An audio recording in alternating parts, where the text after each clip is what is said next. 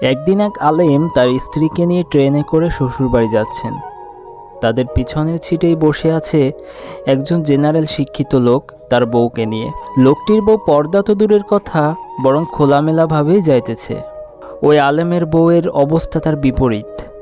এক পর্যায়ে ওই আলেমকে উদ্দেশ্য করে লোকটি বলতে লাগলো, মোল্লারা নিজেদের বউকে আবদ্ধ করে রাখে, একটু খোলামেলা রাখতেও জানে না, ইত্যাদি ইত্যাদি। তখন ওই আলেম দাঁড়িয়ে লোকটিকে বললেন, ভাই আপনার এই ব্যাগটিতে কি? তখন লোকটি বলল, ব্যাগে আমার কিছু গোপন জিনিস আর টাকা পয়সা আছে। আলেম বললেন, তো ব্যাগে কেন রাখছেন? লোকটি বলল, লুকিয়ে সেভ রেখেছি।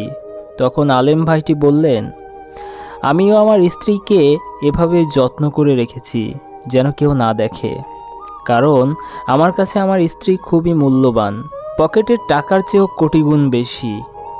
আর আপনি আপনার বউকে পকেটের টাকার চেয়েও বেশি ভালোবাসেন না বা মূল্যবান ভাবেন না, তাই আপনার টাকা পয়সা অতি যত্নে গোপনে রেখেছেন এবং নিজের বউকে জনসম্মুখে খোলামেলা রেখেছেন।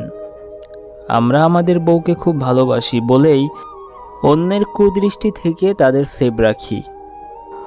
অতঃপর ওই জেনারেল লোকটি খুবই লজ্জিত হলো।